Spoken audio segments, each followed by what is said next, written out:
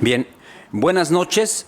A nombre de Liberales de México, Liberales por un México Unido, Asociación Civil, tengo el gusto de darles la bienvenida a esta oportunidad de discusión, análisis del proyecto de reformas al Poder Judicial. Un tema por demás importante, centro hoy de la discusión y del debate nacional, y para ello he de presentar primero y después habrán de participar. Presento primero a quien preside a esta asociación y que encabeza el esfuerzo de hombres y mujeres liberales en Chiapas con proyección nacional, a nuestro querido hermano Francisco Cortés Molina, Paco Molina.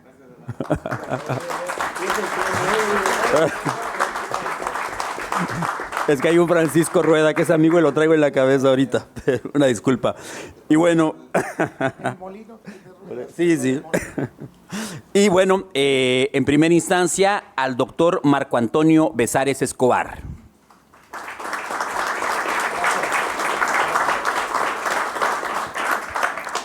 Un amigo liberal también, ya ha estado acá, ha compartido con nosotros tiempo y buenas pláticas, el doctor Juan Carlos Moreno Guillén.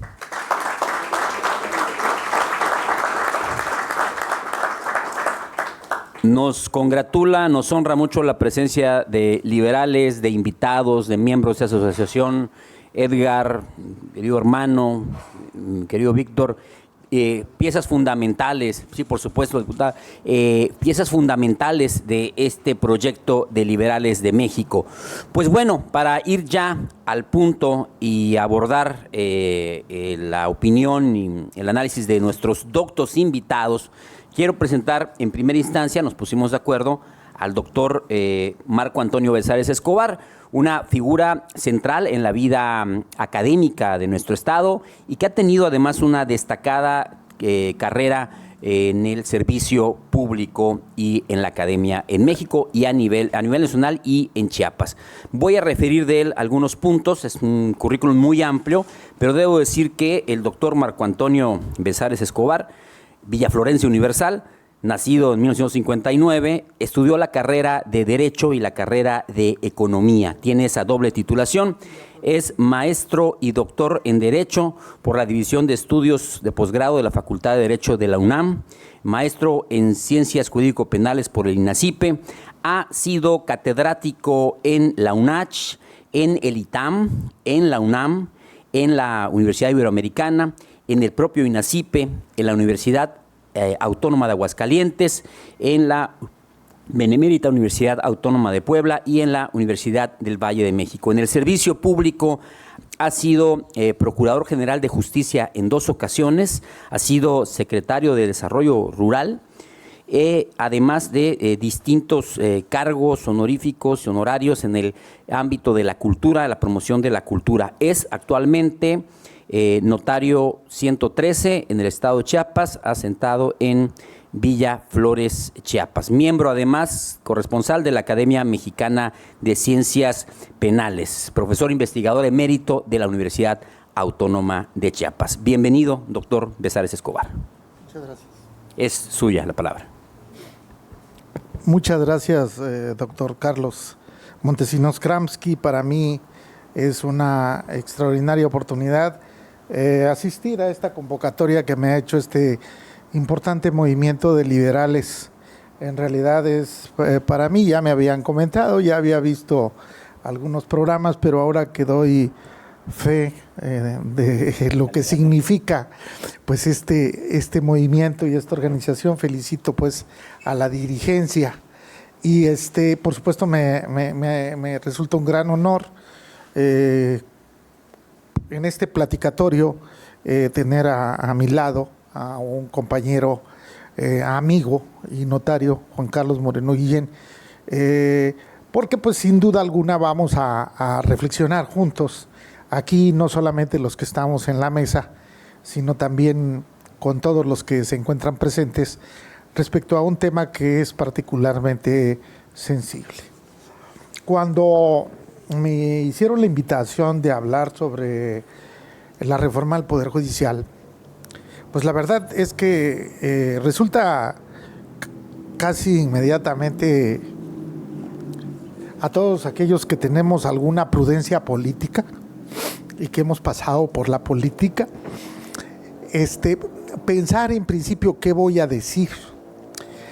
Una suerte de autocensura, porque significa pensar en una opinión en un momento en que está el debate en una sensibilidad donde las opiniones están polarizadas. Entonces, hace unos días, un amigo, el doctor Osvaldo Chacón, me hizo el favor de enviarme una contribución periodística en la que escribió para El Universal una serie de reflexiones de carácter teórico. Y la verdad es que lo que hice, porque en el chat de la Academia Nacional de Ciencias Penales no doy mi punto de vista, sino simplemente observo la tendencia de la mayor parte de mis compañeros penalistas, que obviamente la Academia Nacional de Ciencias Penales no es partidaria de la reforma y se ha pronunciado con otras organizaciones en esta suerte de una movilización que no ve bien la reforma judicial. Hace un momento conversábamos desde qué perspectiva debemos de abordar el tema. No vamos a entrar a los detalles de carácter instrumental, es decir, el tema del contenido mismo de la reforma para poder establecer las virtudes que tiene la modificación de la estructura de uno de los poderes públicos que configuran el gobierno de la República. Creo que ya todo mundo recordará que el Consejo de la Judicatura de alguna manera no será presidido por la titular o el titular del Poder Judicial, sino será un ente independiente, que habrá otra instancia de carácter disciplinario, que también, digamos, esos son los aspectos de carácter estructural que transforman uno de los poderes del poder público en México. El otro elemento es el tema de cómo se va a seleccionar a los integrantes de este Poder Judicial, que yo creo que ese es el tema que mayor polémica causa, y sobre todo, si ustedes se dan cuenta, en las últimas fechas se ha ido sumando una serie de manifestaciones, ya no solo de organizaciones nacionales, sino también opiniones como la de los socios comerciales, que en una suerte de presión, en tanto que el Tratado de Libre Comercio configura, bajo la idea de la supremacía constitucional, el entramado jurídico que regula la vida de nuestro país. Obviamente, el presidente de la República ha respondido en torno a que esta postura es una injerencia en las definiciones de nuestro país, porque pues obviamente la reflexión que me vino a mí es en el sentido de que nunca he escuchado que el presidente se pronuncie respecto a la forma que se eligen los jueces en Canadá, ni tampoco en los Estados Unidos. Y por supuesto entendemos que ellos resuelven sus cuestiones fundamentales de organización del poder público a partir de su propia tradición política.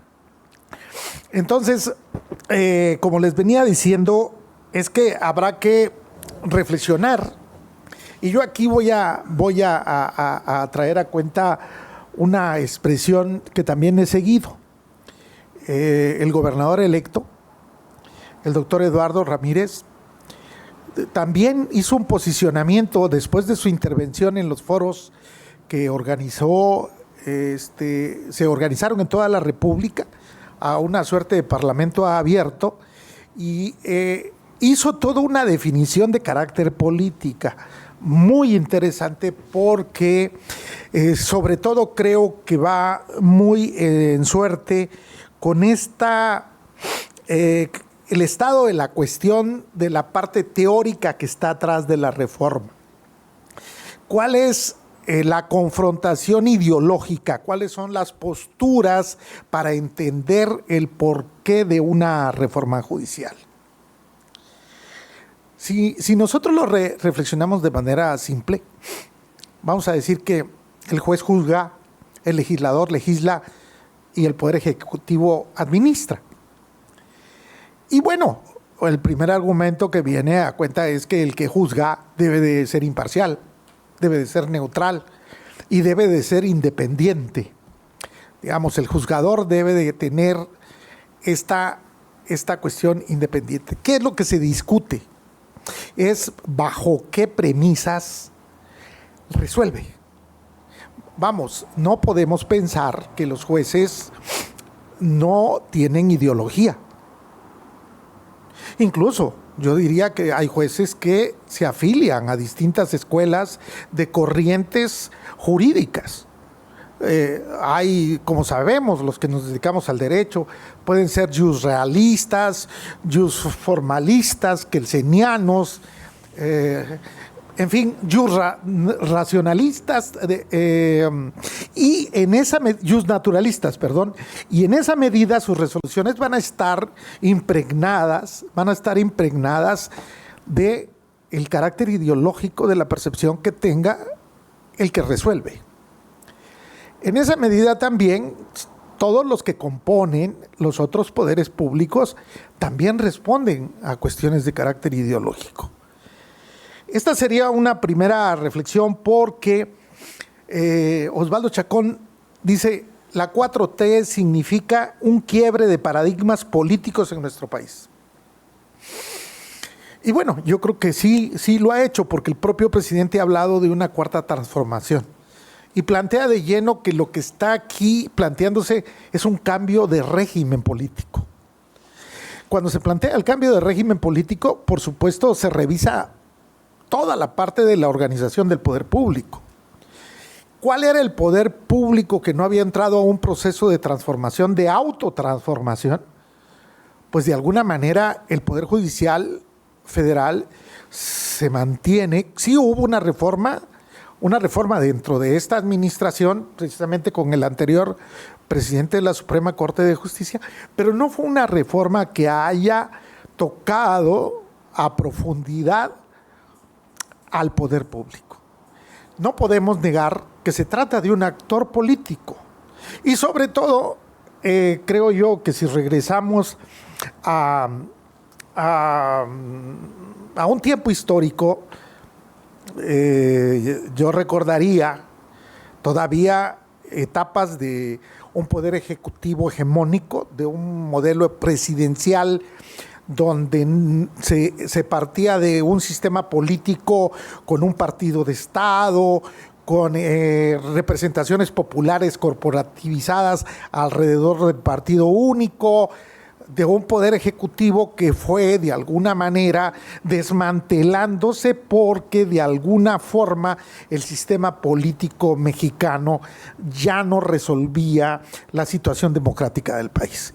Una serie de acontecimientos históricos hicieron que se fuera reconfigurando y entramos a lo que pudiera ser una etapa de alternancia política cuando llega al poder el Partido de Acción Nacional, que también habrá que decir qué tanto era un partido de masas o qué tanto era un partido que no tenía estructura.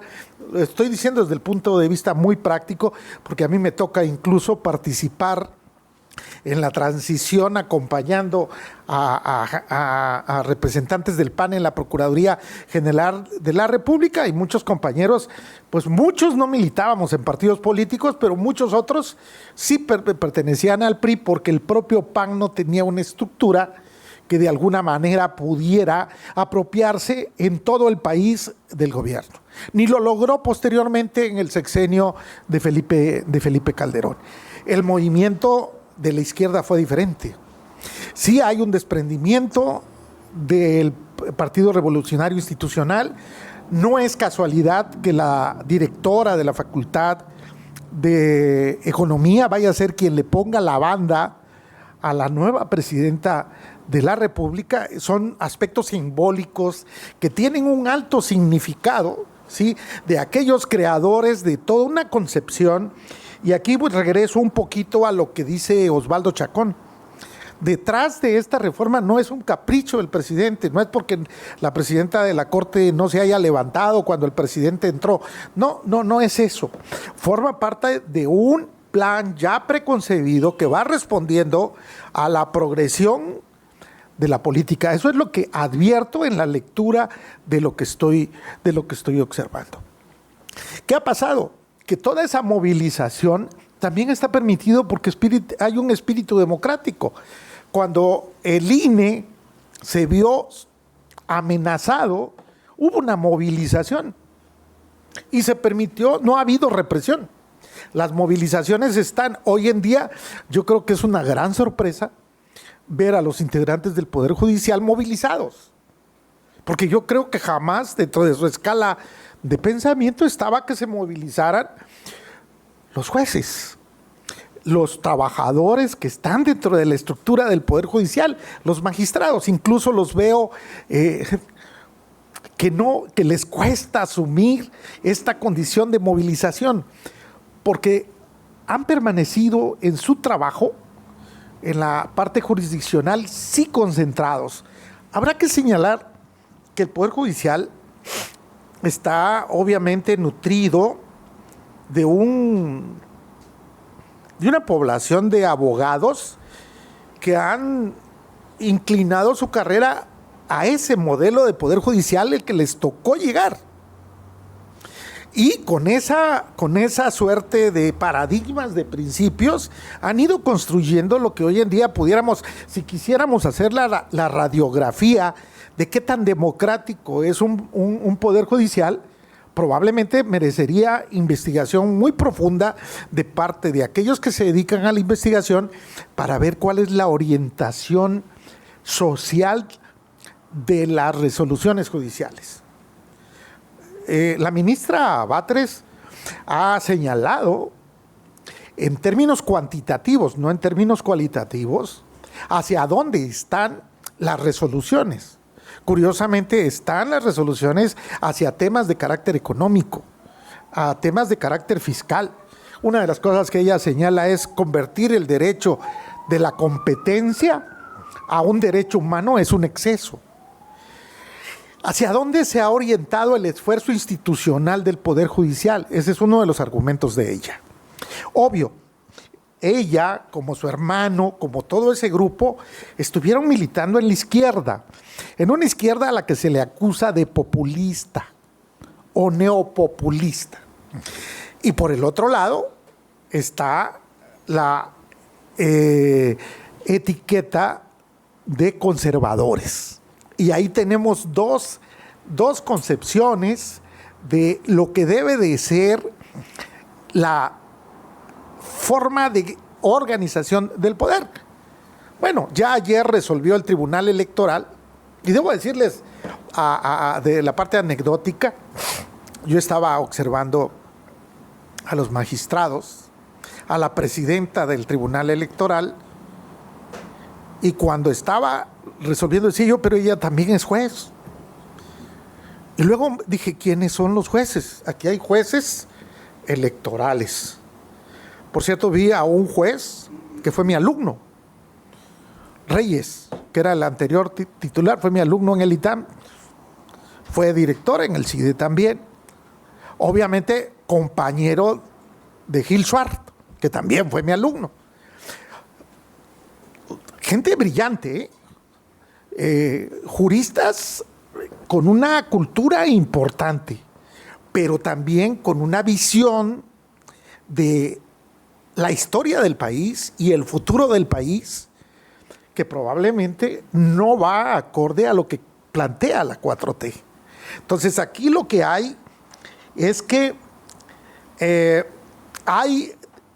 cuando hablamos, por ejemplo, yo he escuchado con mucha atención el discurso, la convocatoria de abrir la conciencia, y disculpe, pero ya voy a terminar porque sí me apasiona el tema y a veces pierdo la noción del tiempo. Cuando se trata de abrir la conciencia, se trata precisamente de no ver las cosas con la simplicidad de lo que viene siendo lo mediático, sino tenemos que entrar a revisar hacia dónde apuntan las orientaciones y las sugerencias incluso de un líder político como el gobernador electo de Chiapas. Él nos dice, vamos a descolonizar el pensamiento. Pues resulta que la mayor parte de juristas siempre tenemos que citar a autores que son foráneos para construir tesis de política, para explicar qué es el populismo de izquierda, quién es el populismo de derecha. Y si yo cito uno, entre más sofisticado sea su apellido, la noción de más intelectual o más enciclopédico es mucho de mayor categoría.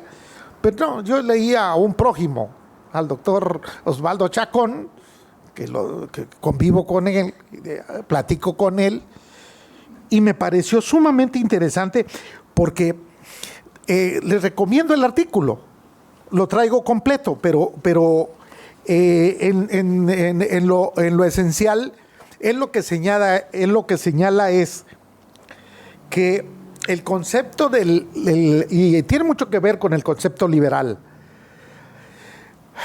Nosotros sabemos que el liberalismo como una concepción ideológica nace con la Revolución Francesa y tiene su punto de partida histórico. Pero también sabemos que en la época de Salinas de Gortari se hablaba de liberalismo social. Y también partimos que el modelo económico neoliberal planteado por Adam Smith, David Ricardo, ahorita ya estoy citando, estos teóricos de la economía política de alguna manera no planteaban una concepción social, de compromiso social, con un concepto de modelo de desarrollo comprometido con los más desfavorecidos. Y ahí es donde viene el gran debate. Creo que el gran debate que está hoy en día en el país no es si se va a aprobar, porque ya la Comisión de Puntos Constitucionales ya lo aprobó, ya se están instalando, ya se dijo que la reforma va ahora en septiembre. En el Senado ya nada más falta uno para hacer la mayoría. Y esto es evidente de que la reforma viene. ¿Cómo se va a instrumentar? Yo rescataría algo que así creo que es lo prudente, de manera gradual. Incluso respetando derechos adquiridos con posibilidad de ratificación de aquellos jueces y aquellos magistrados que son competentes y que de alguna manera tengan la capacidad de abrir la conciencia y decir, bueno, entramos de nuevo a demostrar nuestras capacidades, nuestras calidades humanas, nuestros compromisos sociales y vamos a este proceso. Esta cuestión de movilización, sin duda, creo yo que es saludable, que es necesaria. En una sociedad democrática es normal. Creo que lo hemos estado viendo, pero el resultado del 2 de junio fue contundente. Entonces, ¿cómo va a quedar la correlación de fuerzas entre el poder legislativo, el ejecutivo y el judicial? ¿Y cómo van a quedar en los estados organizados también las estructuras del poder judicial local? Yo nada más haría una reflexión. Si se va a revisar el sistema de justicia, tiene que revisarse todo. A partir de una condición fundamental, tiene que haber igualdad y equidad entre todos los servidores públicos de todas las áreas donde haya un trabajo que hacer del sistema de justicia. Porque uno de los elementos que hay ahora es que hay áreas privilegiadas que crearon una suerte de burocracia que constituye una élite que tiene una serie de prestaciones que las otras áreas no la tienen. Más allá de las personas, el sistema no está configurado con una racionalidad que permita que a los usuarios del servicio, ¿sí?, haya el respeto del derecho este derecho de que se habla de acceso a la justicia. No hay acceso posible a la justicia cuando la justicia es sofisticada, es compleja y económicamente es cara. Si lo vemos desde la perspectiva del análisis económico del derecho, un litigio de amparo no es barato. Ni lo ejecuta cualquier abogado porque requiere que lo ejecuten peritos y expertos en eso. Y que conste, el análisis económico del derecho viene de la ideología liberal, neoliberal. En este concepto de lo liberal como lo conservador. Porque esta es una de las cuestiones. En el concepto anterior, ser liberal significaba ser progresista contra el conservador, ¿no? Hoy en día se está revisando el concepto del concepto de ser liberal. Ser liberal implica que nosotros abramos nuestra conciencia, decoloricemos un poco el pensamiento, veamos qué conceptos nos habíamos apropiado y qué injusticias, qué discriminaciones, qué desigualdades que aún prevalecen en nuestro país son necesarias de superar. Y en esa medida, la denominación de liberal con contenido social, con compromiso social, lo podemos llenar de otro modo. Sí creo que los valores de la fraternidad, la solidaridad, la cooperación, la ayuda mutua, son los que deben de configurar a una sociedad. Disculpen ustedes que mi exposición haya sido, en cierta medida, al calor de lo que mi mente estaba generando, pero ya debo de dar el uso de la palabra a quienes continúan en la exposición, y si hay ya en las preguntas algunas reflexiones, las vamos platicando.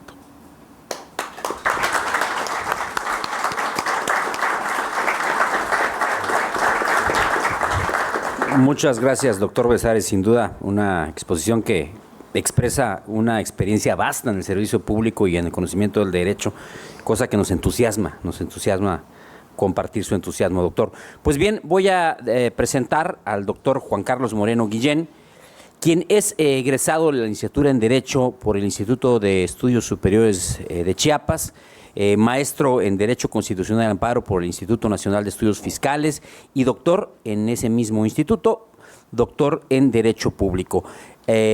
Ha tenido diplomados en Ciencias Políticas, en Derecho, en Derechos Humanos, en Seguridad Pública, en instituciones como la UNACH, la UNICACH, la UNAM, el Tecnológico de Monterrey, el IESCH, y en áreas también como el marketing político y la administración pública municipal. Es miembro del Colegio de Abogados de Chiapas, es por supuesto notario público y en ese sentido pertenece al Colegio de Notarios del Centro del Estado de Chiapas, al Consejo Estatal de Notarios. En el ámbito electoral representó a la Alianza por Chiapas en el año 2000, alianza que llevó a Pablo Salazar Mendiguchía a la gubernatura en el año 2000, un hito en la historia política del Estado. También, en un sentido paralelo, ya en el año 2024, fue también representante de la alianza, sigamos haciendo historia, que ha llevado al gobernador electo Eduardo Ramírez Aguilar a una victoria. En ese sentido, en su vida política y de servidor público, ha sido subprocurador jurídico y normativo de la Procuraduría General de la República, diputado del Congreso del Estado de Chiapas entre el 2001 y 2004, en donde fue presidente de la Comisión del Régimen Interno y presidente de la Mesa Directiva del Congreso, así como de la Comisión de Justicia. Notario público número 22 en el Estado de Chiapas. Fue presidente de la Comisión Estatal de los Derechos Humanos entre 2007 y 2010, coordinador de la Comisión Nacional de Derechos Humanos en áreas del sureste como Coatzacoalcos, Tapachula y San Cristóbal. Fue además magistrado presidente del Tribunal del Estado del Trabajo Burocrático del Poder Judicial del Estado y actualmente es representante del gobierno entrante en varios foros, el gobierno electo y representante de Morena ante el IEPC. Bienvenido, doctor Juan Carlos Moreno Guillén.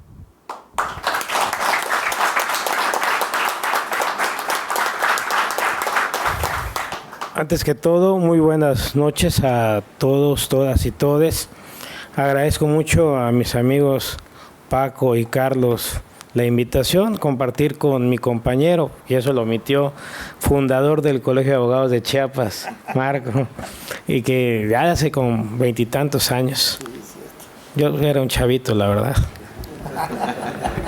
Y bueno, y a Carlos, que lo he visto, yo creo que más que a mi mujer en toda esta semana por los temas de gobernabilidad en el Estado. Platicábamos al inicio con el doctor Marcos que la participación, más que lo técnico, que es como él bien lo indica, es muy conocida ya la cuestión de la elección de magistrados, ministros y jueces, la reducción de la Corte, los 2 órganos desconcentrados y diversos temas de la reforma judicial. Nos deberíamos enfocar, o al menos eso coincidimos en la entrada, en la cuestión política, y él ya abordó varios temas que también tengo pensado hacer. El primero de ellos es ver las cosas desde otro enfoque, porque a veces vemos las cosas desde un enfoque muy pequeño, porque así es para nosotros. Dependiendo el desempeño de cada uno, es como observa la realidad. La realidad es el conjunto de muchas realidades. La mía no es igual a la de ustedes, como tampoco sería igual a los habitantes de los Altos de Chiapas. Entonces, lo más recomendable es ver las cuestiones de un punto de vista más alto, en el sentido de ver el bosque y no solo los árboles. Y eso también ocurre desde mi perspectiva con la reforma judicial. En febrero de este año, el presidente López Obrador presentó la iniciativa. Nadie está llamado a ser engañado. La iniciativa fue presentada ante el Congreso de la Unión y fue conocida y divulgada en su momento. El presidente López Obrador habló entonces de establecer el Plan C para la elección del 2 de junio. Hay una oposición que también juega su propio rol, independientemente de sus defectos y sus virtudes. El día 2 de junio, como bien lo explicó mi antecesor, el pueblo hizo un llamado muy fuerte. El pueblo, ese ente imaginario pero real, votó masivamente, con una alta participación ciudadana. Eso es importantísimo. No hubo baja participación ciudadana el 2 de junio en el país, ni en Chiapas. La gente salió a votar, salió a manifestar su sentido del voto. En ese sentido del voto, benefició al gobierno, al partido del gobierno, de sus aliados, el PT y el Verde a nivel nacional, con la mayoría de los votos. Arrasó en casi la totalidad de los estados de la República y los distritos federales y senadurías. Este es un gran mensaje. ¿Por qué? Porque uno elige a sus representantes populares, obviamente al gobernador, al presidente de la República, a los diputados locales, federales, senadores, presidentes municipales. Pero concretamente en los órganos federales del Congreso de la Unión, senadores y diputados, la coalición Sigamos Haciendo Historia arrasó con los votos. Y como bien lo explicó mi antecesor, estaban a 3, ahora ya están a un senador de tener la mayoría calificada. ¿Qué quiero decir con esto? No quiero decir, y quiero tratar de ser lo más objetivo, que para mí es un poco difícil, porque como bien me presentaron, pertenezco a un movimiento que también pertenece el gobernador electo Eduardo Ramírez, y por ende estamos de acuerdo con la reforma. Pero tratando de verlo desde el punto de vista académico y tratar de ser objetivo, es que nosotros elegimos diputados y senadores y ahí delegamos como ciudadanos nuestro pensamiento y nuestra ideología o nuestra conveniencia, lo que ustedes quieran, pero estamos delegando en esta participación indirecta a los senadores y a los diputados federales para que emitan su voto de acuerdo a sus grupos parlamentarios en los temas del país, de la nación, de todas las índoles que le competen al Congreso de la Unión. Entonces, bajo este escenario, la reforma al Poder Judicial, que fue presentada en febrero por el presidente López Obrador, está totalmente legitimada. Obviamente, y es parte de una democracia, y también ya fue comentado, los que no están de acuerdo tienen todas las garantías para manifestar su inconformidad para manifestar su rechazo. Y también ya fue mencionado todas las presiones de carácter internacional que durante la semana pasada ha estado en cadena constante, y ya la verdad es que sí son bastantes, hoy me pasaron la lista de todas. Ya es una presión fuerte de calificadoras, bancos, países, asociaciones de juzgadores, gobiernos, y no sé qué pueda pasar con eso. Lo que sí es cierto es que la reforma al Poder Judicial va y se va a aprobar. No digo, desde mi punto de vista, no me queda ninguna duda que la reforma va a ser aprobada. Los términos en que sea aprobada, y es otra cuestión, y es también normalito en el proceso legislativo y en la cuestión democrática del país. Puede pasar como ya fue aprobada en la comisión correspondiente, la de puntos constitucionales, y aparte que tiene que ser aprobada por la Cámara de Origen, tiene que ir a la Cámara Revisora y también ser aprobada en comisión y en pleno. En este tránsito pueden o no haber cambios. De hecho, hay 2 cambios sustanciales de la reforma original, pero es normal en el proceso legislativo. Se lo digo con un poquito de conocimiento de causa. Entonces, no debemos también espantarnos si hubiera o no algún cambio en las reformas o en el tránsito de ida y vuelta. Es normal dentro del proceso legislativo, y la oposición, sinceramente y no de manera peyorativa, no tiene opción alguna de parar esta reforma. La oposición me refiero a los partidos PAN, PRI, PRD, que tiene alguna representación o que ya no exista como partido, y Movimiento Ciudadano. A eso me refiero como oposición. La mayoría está garantizada. Pero más allá de esta situación, yo quisiera hacer 2 reflexiones en torno, y como ya lo hizo el doctor Besares, a lo que es el Poder Judicial. La primera parte, y lo dijo el gobernador electo cuando se realizó aquí el foro en el Tribunal de Justicia del Estado, es que también deberían verse otras áreas de oportunidad en una reforma. Porque también, y es cierto, que las carpetas de investigación no las hacen los tribunales. Una carpeta de investigación, y me ha tocado ver, sobre todo en estos últimos meses, carpetas mal hechas. Y acá, experto en derecho penal, no me dejará mentir el doctor. Si la carpeta viene mal, el juez no la puede enderezar. El juez es imparcial. Entonces, también tenemos que ver una reforma a las fiscalías y procuradurías del país para efecto de que sean mejores instancias para los justiciables. Y aquí viene otra parte que comentó también de manera velada el doctor Besares, refiriéndome a los justiciables. Y aquí hay personas que trabajan en el Poder Judicial, y espero no se ofendan con lo que voy a comentar, pero es una cuestión real. Como notarios, nos toca al doctor Amir ir a los juzgados a diversas diligencias, recoger expedientes, alguna cuestión de carácter sucesoria. Y la verdad es que la gente que trabaja en los juzgados, hay mucha gente muy valiosa, conozco muchos de ellos que tienen amor por su trabajo, que tienen esa vocación de servicio por hacer las cosas, pero también hay todo lo contrario. Entonces, el primer contacto que tiene la ciudadanía con el Poder Judicial no es ni con los ministros, no es ni con los magistrados, y tampoco es con los jueces, es con los oficinistas, con los proyectistas, con los analistas, con los secretarios de acuerdo.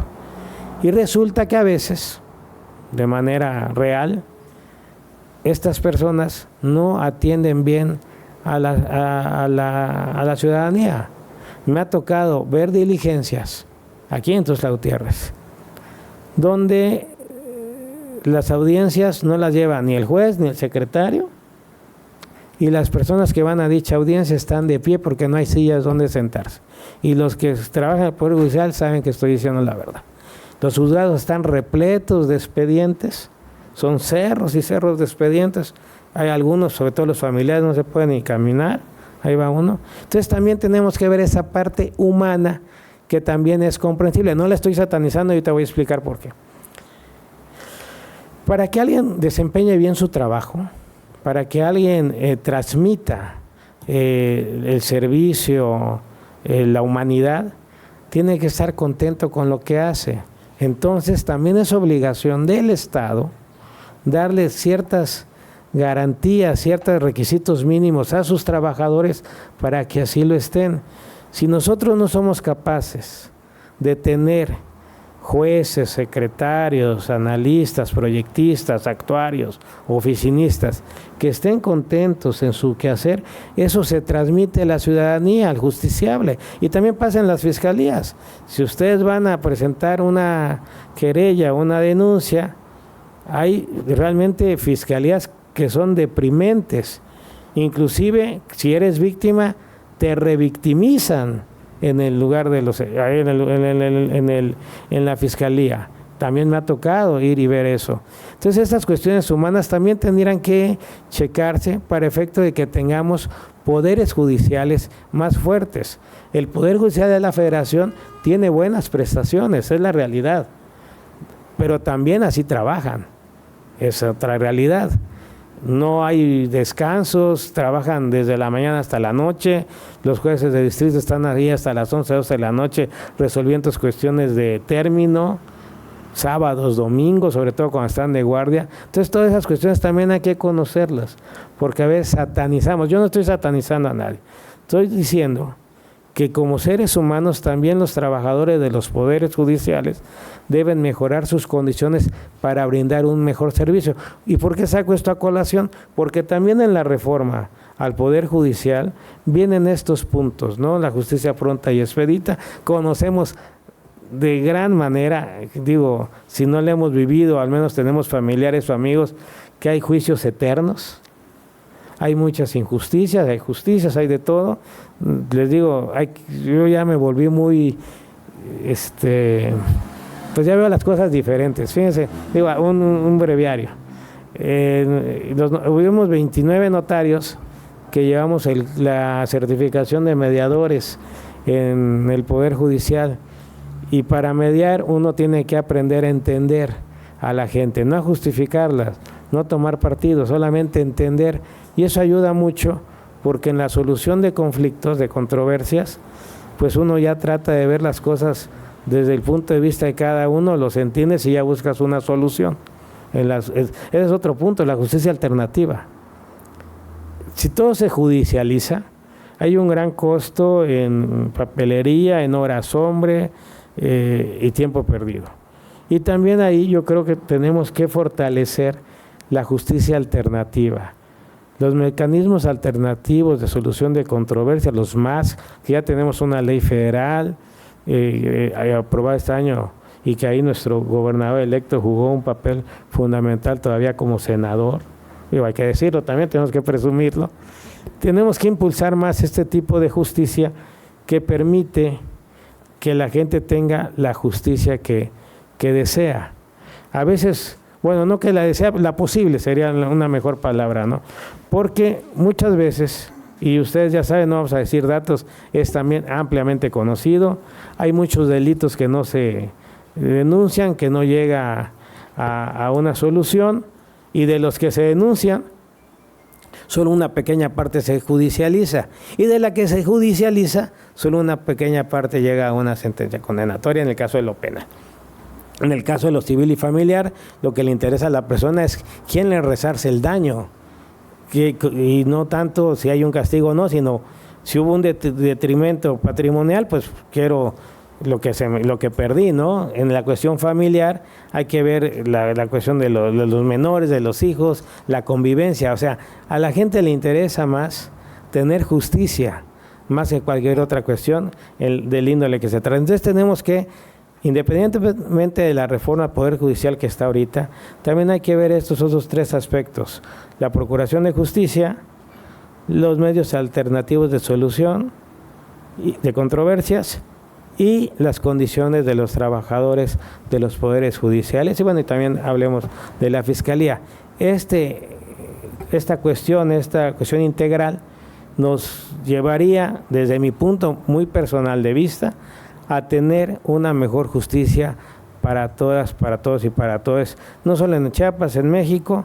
Y yo dejaría esta parte aquí, independientemente, como lo dijo el doctor Besares de poder tocar los puntos neurálgicos de la reforma, que también son ampliamente conocidos, para poder entrar en una interacción de preguntas de respuestas, y de verdad que deseo que lo haga, porque luego llega uno a foros y tienen preguntas y uno se queda, pues, porque ya vi que aquí apuntó bastante, aquí el doctor Besares, se queda con las ganas de que le hablen o le pregunten, y resulta que luego nadie pregunta, ¿no? A mí me ha pasado ya. Entonces dices tú, bueno, voy a hablar ya otra vez, porque el público me lo pide. Pero bueno, yo lo dejaré aquí por el momento, con gusto para ahondar más en futuros minutos. Muchas gracias.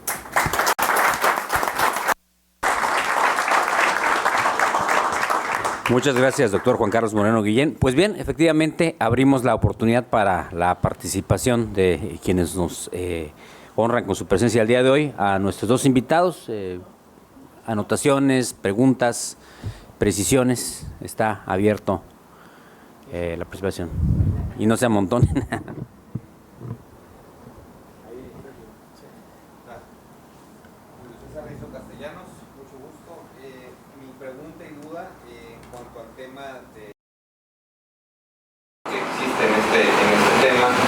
Me genera mucha preocupación con la postura que tomó el gobierno de los Estados Unidos el día de ayer a través del embajador Salazar, donde mencionó que había un corte de relación con el país por el tema de la reforma judicial. Entonces, ¿qué tanto nos podría impactar como país y como relación bilateral con un país tan importante y amigo de México?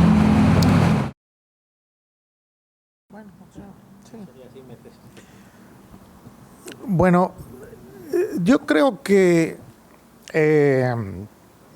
conociendo cuál es la línea de la política exterior de el presidente de la República, y yo soy una persona que opina de las mañaneras porque la veo y la sigo, de alguna forma veo en el presidente Andrés Manuel una idea muy clara de sus propósitos. Tiene una idea de la soberanía nacional que reivindica el concepto que tuvieron los constituyentes.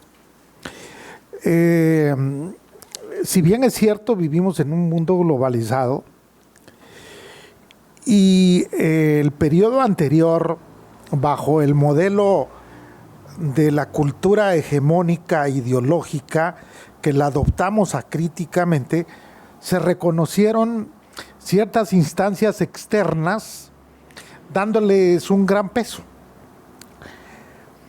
Pero me da la impresión que en los negocios, los socios, pues pueden espantar como parte de su estrategia, pero no van a dejar de hacer negocios. No van a dejar de hacer negocios con México.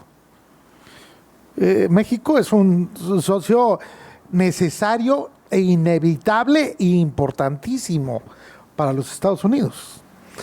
Esta postura del presidente es valiente.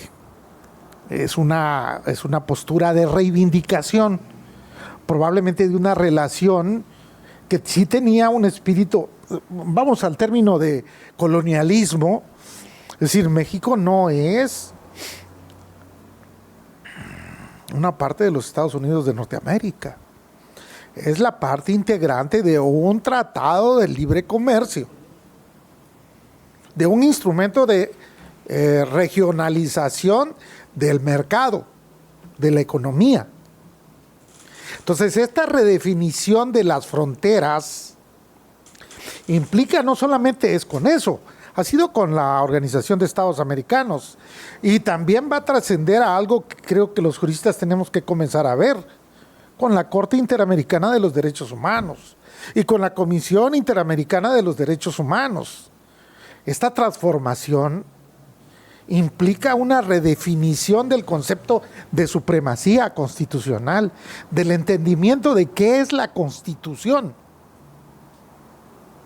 Hay una suerte de, por eso hace un momento decía, no es menor, es la confrontación de posiciones ideológicas, pero que de atrás tienen un sustento teórico.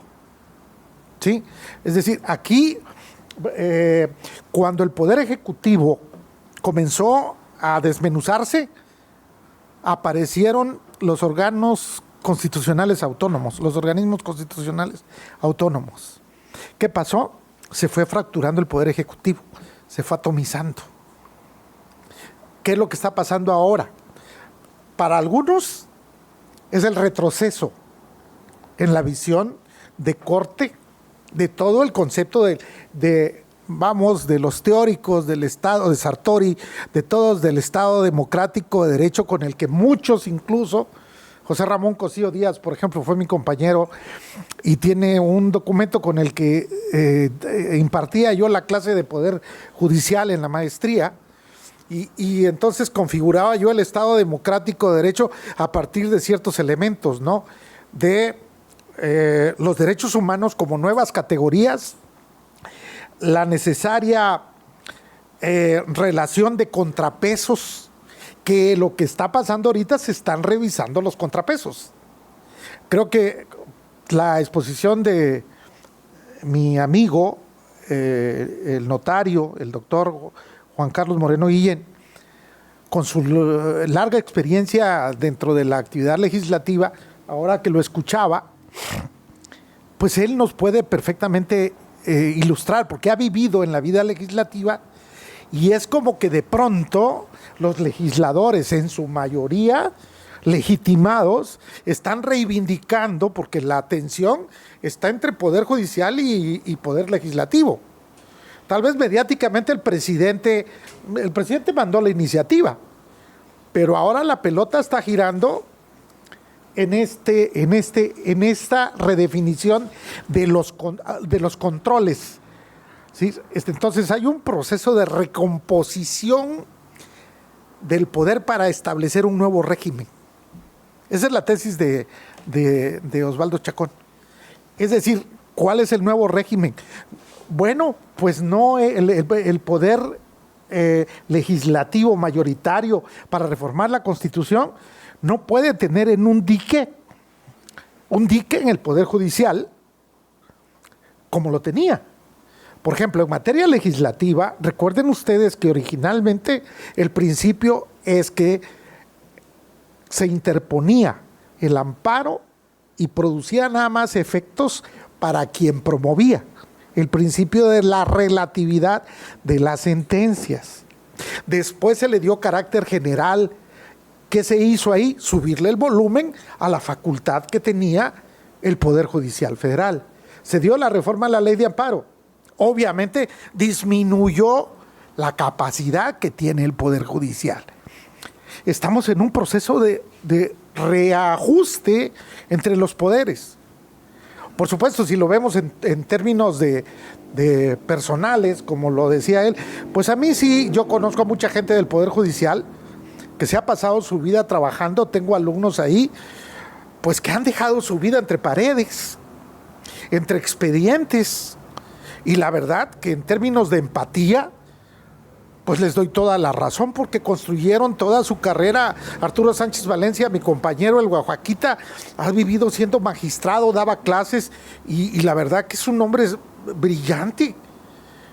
Y digo, bueno, es que hay mucha gente valiosa. Si no han escuchado de mi boca que yo hable de corrupción en el Poder Judicial Federal, no tengo pruebas para decirlo. Yo lo que estoy diciendo es que hay un ajuste, porque la tensión que hay aquí en México es semejante a la que hay en España, incluso entre el Parlamento con el Tribunal Constitucional. Allá el Partido Popular tiene mayor fuerza, ¿no? Y el PSOE está llevando la fuerza con Podemos, ¿no? Y esta corriente de alguna manera va balanceándose. ¿Qué puede suceder? Y creo que más que las movilizaciones locales, que tal vez se encuentre, como lo señaló el doctor Juan Carlos, que cuando nos planteó cuál es el camino del proceso legislativo, hayan algunos ajustes. Yo ya vi en la ministra Batres, en una entrevista que le formularon, que por cierto estuvo con Diego Valadez en una confrontación muy interesante, porque Diego Valadez reconoció de la necesidad de revisar y de modificar el Poder Judicial. ella dijo que iba a haber un proceso de ratificación. Entonces yo creo que muchos magistrados y muchos jueces, y les voy a decir por qué creo, porque no se puede desmantelar de la noche a la mañana una estructura que opera con un nivel de destreza técnica que es necesario. No se puede suplir jueces y magistrados, porque eso sí sería sumamente delicado e irresponsable, y creo que el propio proceso democrático no lo tiene contemplado. Entonces yo visualizo que este es el momento de que todo el mundo está asustado, todo el mundo está radicalizado, pero porque de alguna manera en el camino se va a ir encontrando, pero de que se va a transformar el papel del Poder Judicial y el papel del Poder Ejecutivo. Vamos a tener una presidenta de la República muy fortalecida, con un poder legislativo que también va a construir necesariamente, porque va a tener una evaluación cuando termine el sexenio, que es que haya generado condiciones de igualdad social, que se haya batido la pobreza, que nuestro país tenga estabilidad económica. Vamos, esa es la asignatura. Si se dan cuenta ustedes, el periodo que tuvo el Partido de Acción Nacional fueron 12 años. Vamos a ver si a Morena en estos 12 años se consolida ya como un cambio de régimen político que sí en efecto sea la cuarta transformación, como lo planteó el presidente. Si logra llegar hasta donde tiene que llegar. Hay deuda ahí en el tema del desarrollo, y ahí es donde creo que las cuestiones teóricas, decía hoy de Sousa, estaba yo escuchándolo me puse a ver, porque ahora estudio en YouTube. Como no puedo leer, entonces busco en YouTube, puse el autor que me citaba aquí y lo escuché prácticamente, no me cuesta nada. Y el señor hablaba de democratizar la democracia. Y por cierto, es profesor de la Universidad de Coimbra, en Portugal. Y hay que seguirlo, porque de ahí viene el concepto de decolonizar que Florentino trae mucho. Ese es el autor clave. A hay que leer, porque ahí vamos a encontrar el concepto del populismo, porque para mi sorpresa también me encontré que hay populismo de derecha. Y el populismo de derecha es el que trae Trump, por ejemplo, el que trae Milei, el que traen, por ejemplo, en Francia, que se van en contra, sí, en Italia. Que es ese populismo de derecha, es aquel que logra ver en dónde está el sentimiento del pueblo. Pues bueno, resulta que los europeos están sintiendo que los migrantes son un peligro para ellos. Entonces el discurso del gobernante es: vamos a poner muros, vamos a cerrar, aunque sepan que no lo pueden hacer. Sí, porque la selección de Francia es África. Y el muchacho con el que ganaron ahora las Olimpiadas en España también es África. Entonces, eso mismo está pasando en los Estados Unidos. Para una cuestión electoral, pues de pronto, sí, el pueblo me interesa, le voy a decir al pueblo lo que quiere escuchar. Pero aquí el discurso es distinto. Pensar que nosotros los mexicanos no sabemos de nuestra historia tal vez es un error. Ahí es donde tal vez tendremos que revalorar los elementos culturales de nuestro ser colectivo, porque si nosotros sí tenemos un origen de una cultura muy fuerte, de un proceso histórico muy fuerte, y en ese concepto sí, no es el nacionalismo bajo la idea anterior, pero de que estamos ante el quiebre de las instituciones. Incluso yo les diría, partidos políticos sólidos con estructura, hay una crisis en los partidos políticos.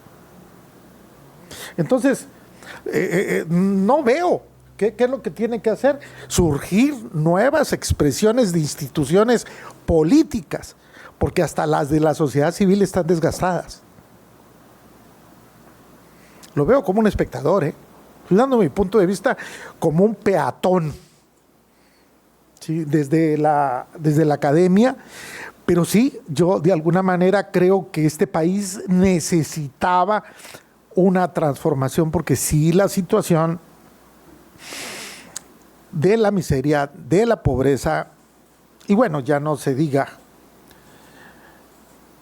nos han instalado el ring de la violencia más cruel, más ruin en nuestro espacio, en la distribución internacional de la violencia. Entonces, ese otro reto también es otro desafío para el aparato de justicia. No está fácil.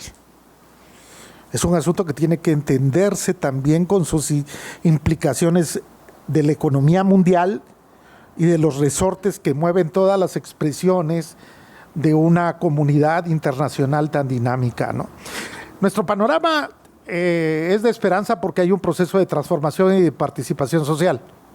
Eso creo que nos fortalece, pero hay que construir mucho las instituciones. Eso sería mi respuesta. Gracias. ¿Alguna otra pregunta? Una pregunta para el doctor Juan Carlos Moreno. Hablando del proceso legislativo y de su punto de vista, ¿cuáles cree que sean algunos matices que sucedan en este proceso de Cámara Revisora, de Cámara de Origen en cuanto a la reforma judicial? ¿Usted qué puede visualizar de algunos cambios o cree que vaya como va?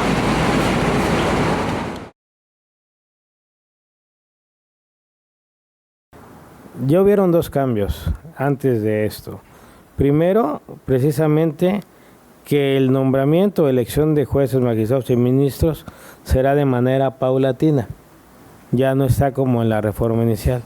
Irá siendo sobre las vacantes que se vayan generando tanto en los tribunales de justicia locales y bueno, ya la Corte ya no sé si sería completo como venía en la iniciativa o también en el momento de las vacantes que se presenten. La otra variante que ya se hizo fue que habrá un comité técnico evaluador para las candidaturas. Ahora bien, hay algo que se dice en los medios, pero tampoco es tan cierto. Dicen, puede ser, sí, que una persona recién egresada quiera postularse. Sin embargo, en este proceso, en la reforma, no establece que hay candidaturas ciudadanas. Establece claramente, en el caso de los ministros, que son 10 propuestas, hasta 10 propuestas del Ejecutivo, hasta 5 propuestas del Senado, hasta 5 propuestas de la Cámara de Diputados y hasta 10 propuestas del Poder Judicial. Es decir, está acotado a los poderes de la Unión o a los órganos de la función del poder de la Unión, sería el nombre correcto en teoría política, pero aquí en México nos encanta decir los poderes. Sí. Pero bueno, así está nuestra Constitución, ¿qué le vamos a hacer? Y entonces tampoco es que cualquier persona se puede quizá inscribir a un proceso de captación de candidaturas, pero no es que cualquier persona recién egresada va a llegar y va a postularse. Eso también es algo que se menciona, pero que ya leyendo la reforma no es posible. Y quisiera ahondar en dos cuestiones, aprovechando ya el uso de la voz, que mencionó aquí el doctor Besares. Cuando en México, a partir del 94, se empiezan a crear los órganos autónomos del poder, en el poder público, los organismos autónomos, sucedió algo muy similar que también sucedió en el Poder Judicial. Y es una realidad, y a mí me gusta hablar de realidades, de cosas, y para todos lados, no crean que con tendencia. Pero sí sucedió que los órganos autónomos empezaron a generarse, es que no quiero utilizar el término de mafia, pero grupos de poder que se apoderan de los órganos. Y eso sucedió en las comisiones, en los consejos. Grupos que rolaban al interior de los mismos órganos, en la COFEPRIS, en todo. Todo lo que tuviera que ser con cierta especialización, hubieron grupos de poder que se apropiaban, ¿no? Que eran de determinado lugar, como por ejemplo la CNDH era de jurídicas, por decir algo, ¿no? El Consejo de Regulación de no sé qué era de ese grupo y así. Entonces sí hubo un debilitamiento del Poder Ejecutivo, pero eso tuvo una razón de ser. Tuvo precisamente la razón de ser del momento político que vivíamos.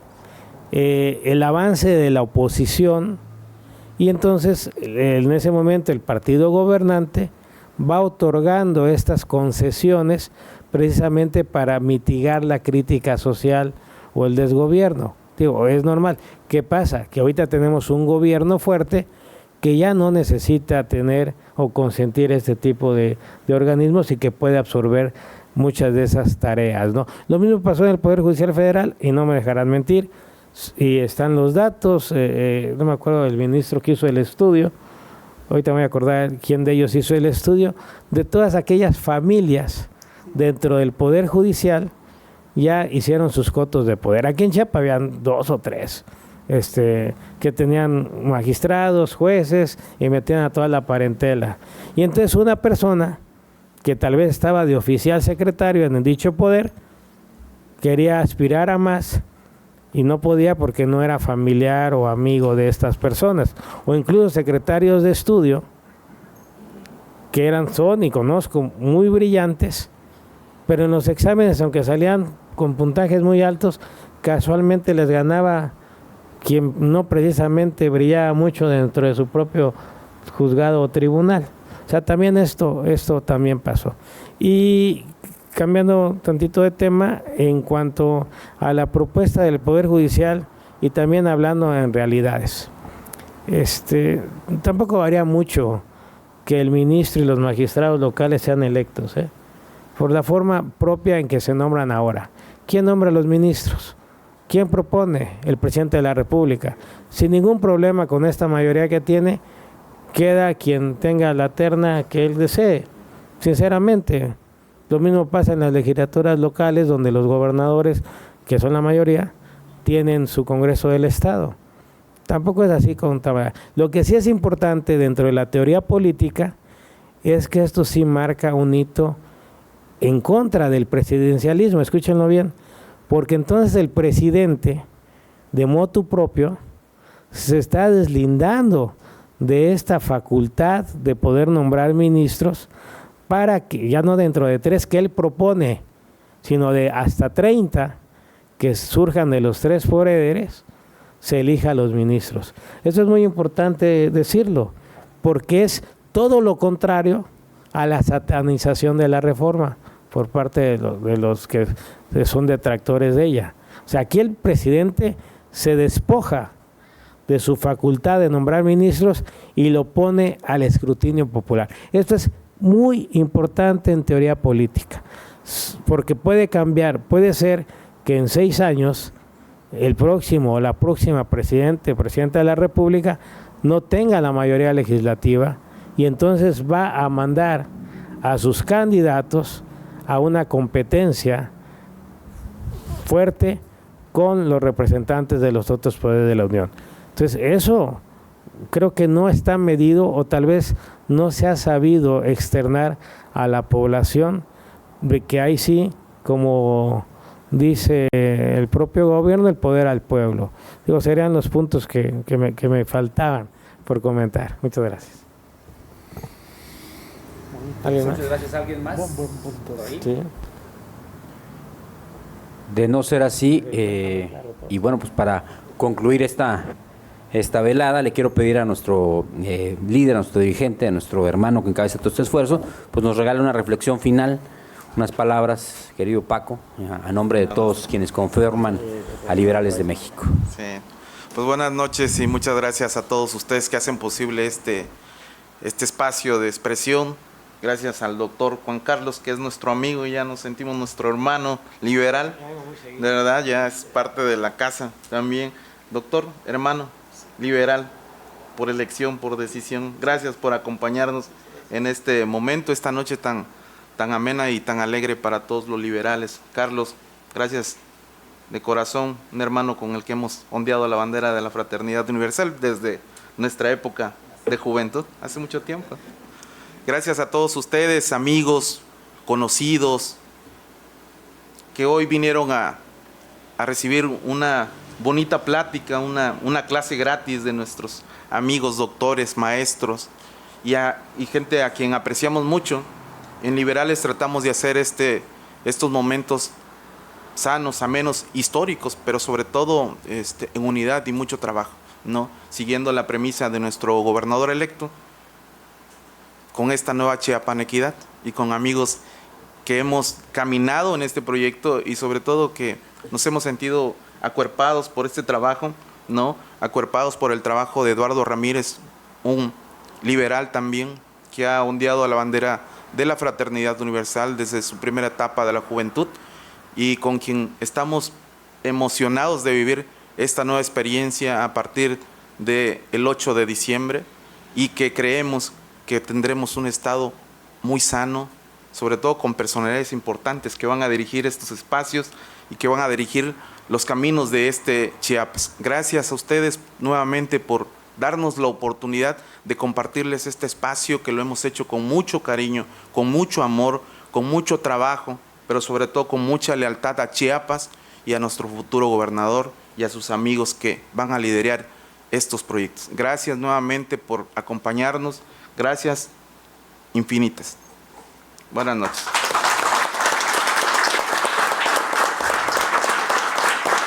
Pues muchas gracias, damos por terminada esta agradable plática y pues quedan en su casa. Si gustan, nos podemos tomar una fotografía todos, no sé si nos ponemos en perspectiva nosotros, ¿sí? Si nos ponemos hacia allá nosotros.